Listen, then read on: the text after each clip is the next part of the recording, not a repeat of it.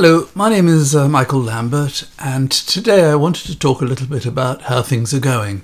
The pandemic is fading now, or looks as though it's receding, and we've had 8 months in outside of the EU, and so I just wanted to go through and just summarise some of the things that have happened and where we're headed really. And I want to say also at the end, I want to say a little bit about the opposition and how they're handling things and reacting to what's going on. So to begin with, let's say something about Brexit. I'm not going to go on a lot of detail about this, but let's just summarise the advantages and the disadvantages so far now that we've been out of the EU for 8 months. In terms of the disadvantages, we know that for farmers and fishermen and food producers, it's very difficult now to export to the EU because of the bureaucracy, and they're all suffering.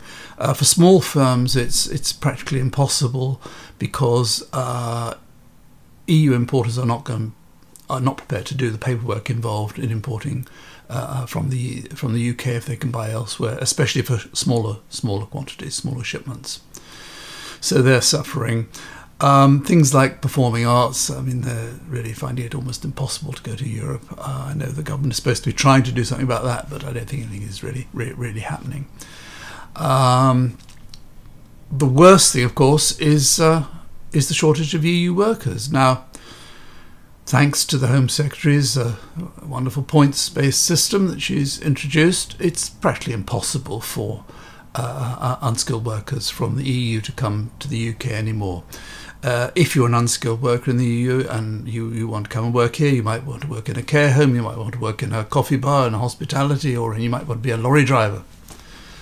To come here, you've got to apply for a job before you come, you've got to get a job before you come, the employer has to be somebody who's already registered with the government, and then when you get here, you've got to pay approximately £750 for a work visa, approximately £750 per year for health cover, and you've got to show you've got at least £1,200 to sustain yourself until you get your first pay coming in. So you need something like £3,000 to come here, and all these hurdles and so on. If you come and your paperwork's not right, you're going to be put on the next plane home again. So comparing that with going and working in Germany or France or Italy or Spain or even Sweden, I think a lot of people are going to Sweden now, where you just turn up and get a job and start working, people aren't going to do it. They're just not going to do it. This is not paradise. This is not the promised land. People are not desperate to come here and drive lorries and dig our vegetables. They can do that somewhere else. So that's a permanent problem. It is not a temporary. It's not a teething problem. It's not something that's going to go away. And of course, we've seen the most direct consequence of this is the shortage of lorry drivers. Again, it's not something that's going to be solved just like that. I mean, they're talking now about the army delivering cornflakes to Sainsbury's. I mean, how desperate is that? And there are all sorts of other consequential problems with this, and one is that there is such a shortage of lorry drivers that firms are bidding to get them. They're offering them all sorts of incentives and so on to go and work for them. And of course, where there's a shortage, the prices are going to go up. And so lorry drivers, if they've got any sense, they'll start charging more. And this is all going to feed through to higher food prices. So the Home Secretary has achieved her ambition in keeping out people from the EU, but it is having very serious consequences for us all. Now, in terms of the benefits of leaving the EU, well, we've taken back control, haven't we? No longer are faceless bureaucrats in Belgium able to boss us around. I think that's how they put it, wasn't it? Bureaucrats being civil servants. So no longer are civil servants in Brussels able to go into the office and make up laws that we have to all obey. So that's we're free from all that. The only problem is, of course, that if we want to sell goods in the EU and we want to alter our standards in any way, they can prevent us. They have control over whether we, what financial services we sell within the EU, we offer within the EU. They will decide eventually what happens with the Northern Ireland Protocol. And we're waiting on America for a trade deal. They're rather in control there. They're not in any hurry. You can see they're not concerned at all. And so really, taking back control, I'm not sure quite what we're controlling that we didn't used to control. There's the immigration, of course. We were able to control immigration. Well, we certainly stopped all these people coming here to work, but all these people coming across the channel, I mean, that's totally out of our control. Now that's in the control of the French, and the French clearly not, no incentive whatsoever. Even though we keep giving them money, no incentive whatsoever to stop these people leaving. They're very glad to see the back of them. So I think the control benefits are somewhat doubtful. And then, of course, there are the foreign trade deals all over the world that we were promised that the world was going to be queuing up to do much better deals than we have within the EU.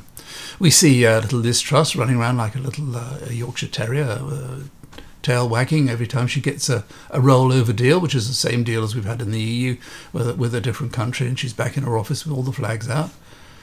And all she's done really is just roll over a whole load of deals so far. She has, of course, got the Australia deal, which, if all goes well on the plus side, could add as much as 1/5% to our GDP in 15 years' time. It may not be as much as that. It may be less. For the Australians, of course, it's a fantastic deal. Apart from that, there haven't really been any other deals.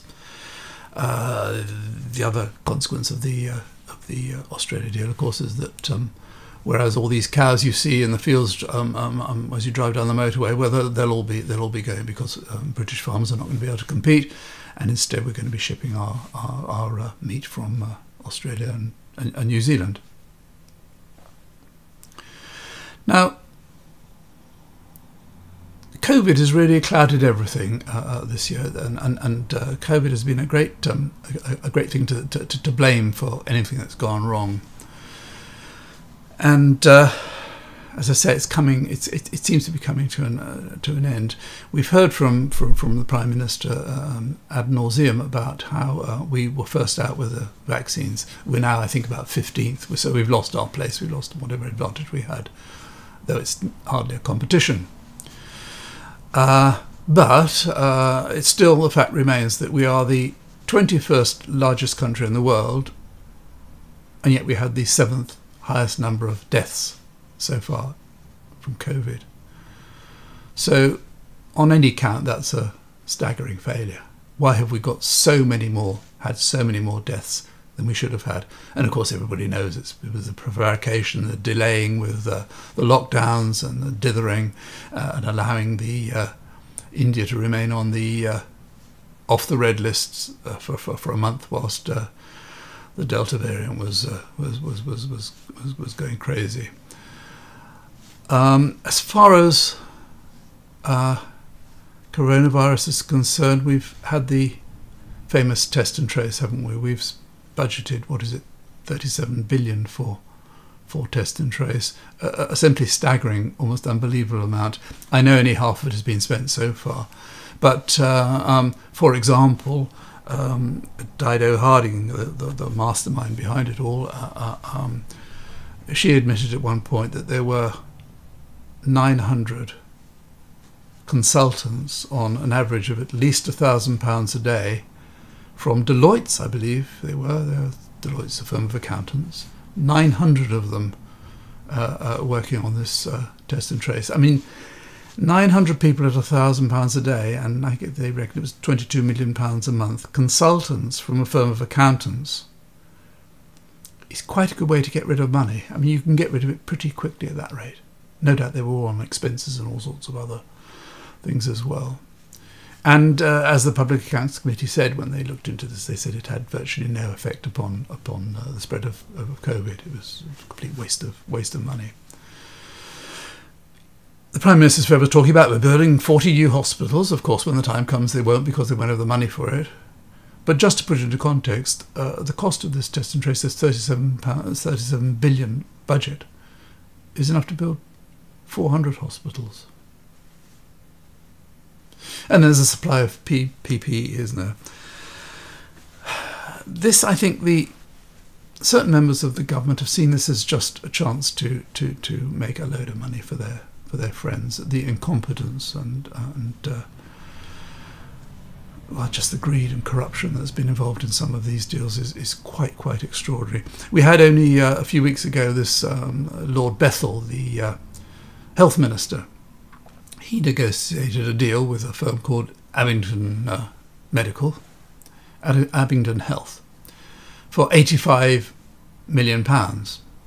And much of the negotiation went on his private phone with his private emails and WhatsApps. And when this became known, I think one of the newspapers printed it, and it became clear that Lord Bethell was going to have to produce his phone to show what correspondence had been going on between him and Abingdon.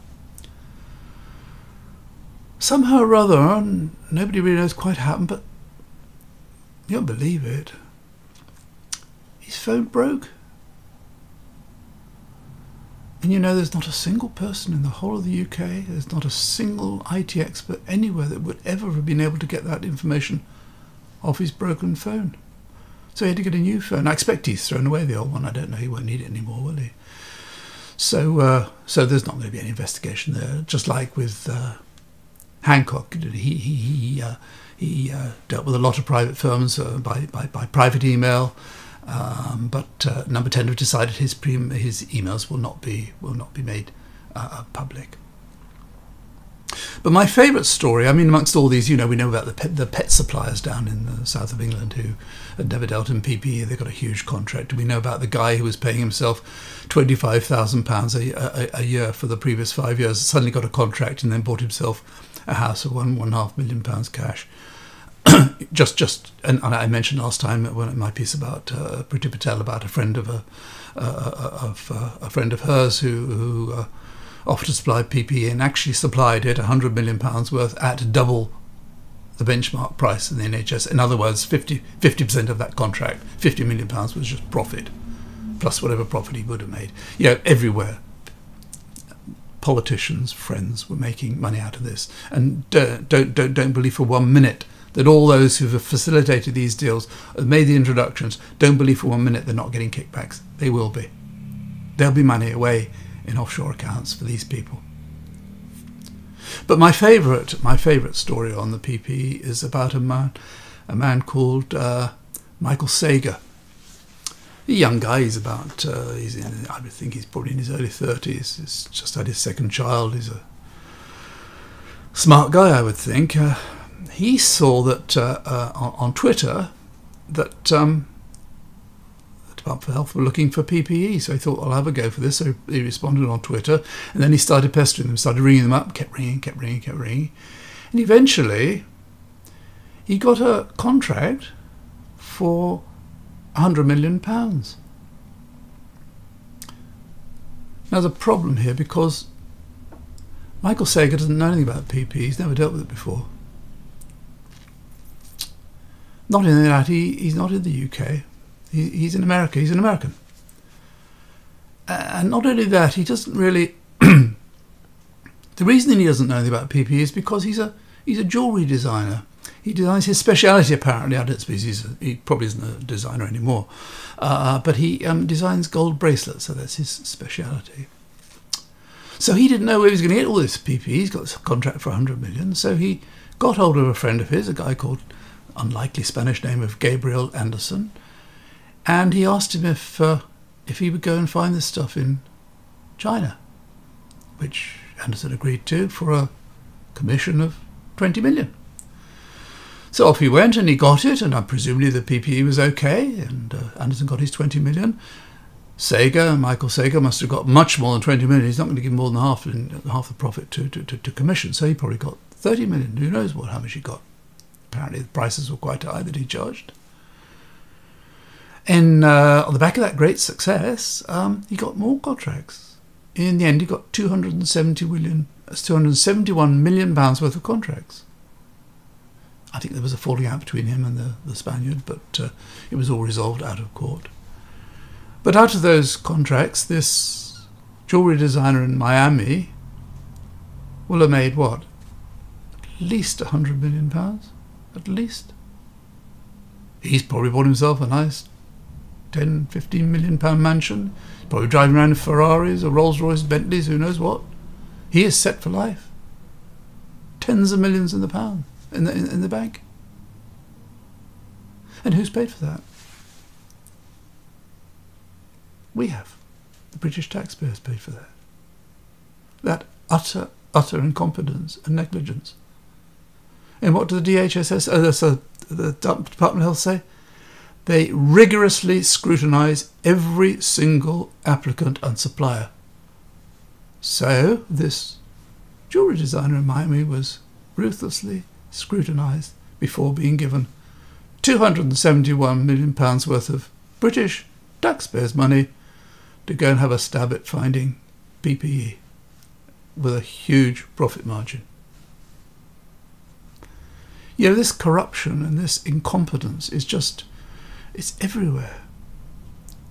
Look at this business now about the government, or Johnson and Sunak have got an advisory committee, haven't they? And you can apply to join this advisory committee, I believe. And all you have to do is give £250,000 to the Conservative Party, and then you can have access to the Prime Minister and the Chancellor of Exchequer. Quite handy that. I think quite a lot of people would like to be able to ring up or have lunch with or dinner with the Prime Minister or the Chancellor of Exchequer, just to... I don't suppose for a moment they ever ask for any favours or try and persuade them to do anything in their favour, but these people who are part of this committee. But it's all going to be okay, because there's a man called Ewan Ferguson who's going to be a new sleaze watchdog. Now, he got this job after 171 other people were passed over. And it's just a coincidence, I'm sure, but he happened to be one of the members of the Bullingdon Club, you know, Johnson and Cameron's famous Bullingdon Club. And so I'm sure he'll be absolutely ruthless when judging the performance of ministers and, of course, the Prime Minister himself. You know, Johnson just sees this whole being Prime Minister, it's just a jolly jape. I mean, it's just fun. He never believed in Brexit. He's not a Brexiteer. He's never ever believed in Brexit. Do you know 13 of the 21 members of the Cabinet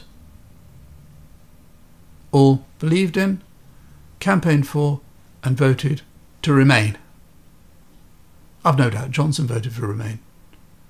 His calculation was, of course, that he would lead the Leave campaign. The Leave campaign, everybody believed they would lose. He would then be a significant figure in the House of Commons, and he would have sniped at Cameron until eventually he'd have become Prime Minister. That was his calculation. Nothing to do with the merits of Brexit. Never believed in it. You only had to look at his expression on his face and go at the press conference the day after the result of the referendum was announced. Look of absolute shock and terror, not a hint of a smile.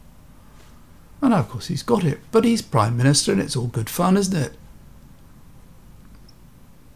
And what I think is very sad is that there are so many people in this country, you know, the so-called red wall seats, but all over the country, not just there, who actually are fooled by this man, who actually believed him. He believed him about taking back control and building back better and prosper mightily and all this other insulting, patronising drivel that they come out with.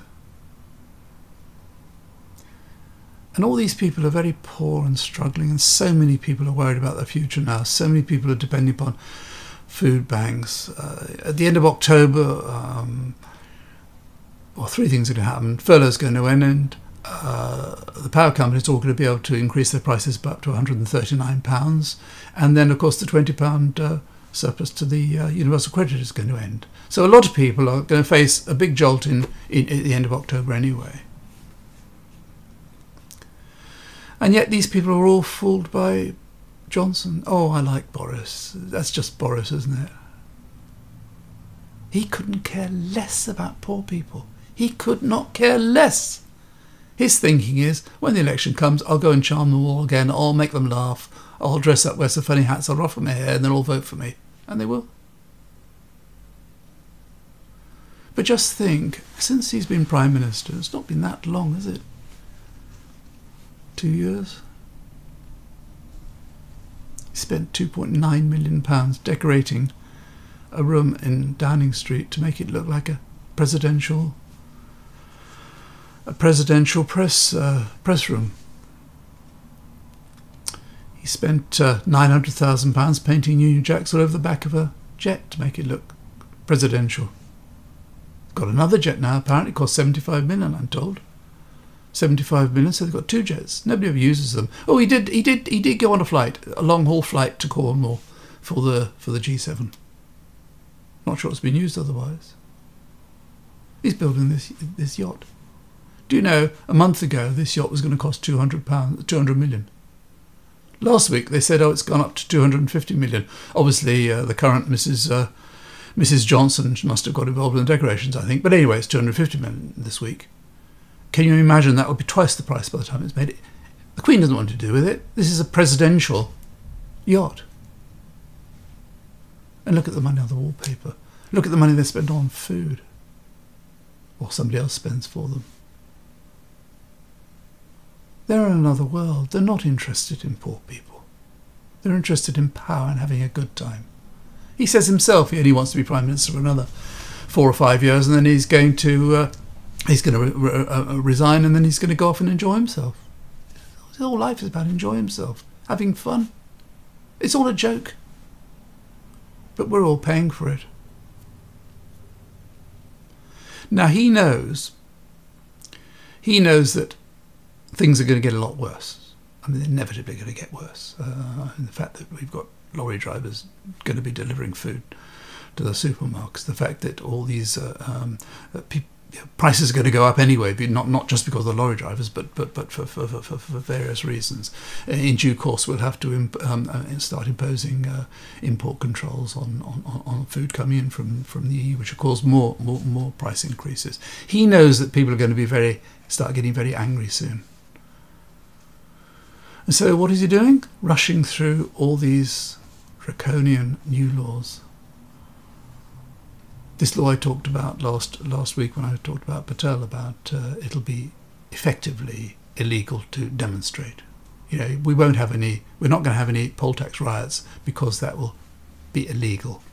The police or the Home Secretary can just shut down any demonstration for almost no reason at all. If it's making too much noise, if it might annoy somebody, that's all the grounds they need.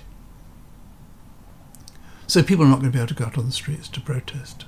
The newspapers, there's a new law going through now, again, as I mentioned previously, which will make it a criminal offence for journalists to write certain material if it's excessively critical or considered seditious by the government. They can be prosecuted and go to prison for up to 10 years. That will curb, because journalists will be frightened. They have to be very careful. There's a law which will stop whistleblowing, which all this stuff like Lord Bethel's phone, all this information, all this scandal that we keep hearing about, that it'll be illegal, punishable by imprisonment, to be a whistleblower. So whatever's going on you see in government, or local government, wherever, if you reveal it, you're risking imprisonment. And they even got a clause in this law whereby the government, not the courts, the government can prevent you from meeting certain people, named people, and going to certain places. In other words, the government will be able to say, you cannot meet these people, you cannot go here. And this is all going through, nobody's taking any notice. And it's really, really, really frightening. Now I should just mention one thing about global warming, because global warming is clearly far, far, far the biggest problem that's facing us. It's existential problem. It's a huge, huge, huge problem. We, by leaving the EU, and these people who we are being taught to hate, who people that are responsible for everything that's ever gone wrong, we're leaving the EU and joining the CPTPP. Now, if you want to know where the countries of the CPTPP are, there are about a dozen of them. If you get a map of the world and you put pins in all the countries that are as far away as you can possibly get, they are the CPTPP countries. Places like Chile, Peru, New Zealand, Australia, Vietnam. So what we're doing as our contribution to helping global warming, we're accepting that we're going to lose much of our EU market, which we've dealt with for 45 years, which is what, less than a 2 or 3 hour flight from almost the whole of the EU, in exchange for countries as far away as you can possibly go. So our goods, assuming we replace EU trade with CPTPP trade, our goods, instead of going across the channel in a lorry, will be shipped thousands and thousands of miles in huge diesel guzzling ships. These huge containers. How much pollution is that going to generate? How much additional pollution is it going to create? But anyway, I did just want to say something about the opposition, because we have at the moment what must almost certainly be the worst government we have ever had, and certainly the worst Prime Minister we've had. They are an absolute disaster. And you would have thought it was the easiest government to hit, to target, to criticise, to expose. And what do you get for the opposition? A tone of polite disappointment. Why is Keir Starmer not attacking every day? Why is he not every day exposing all this incompetence? Why is he not pointing it all out? This corruption, day after day after day, every time he gets a chance.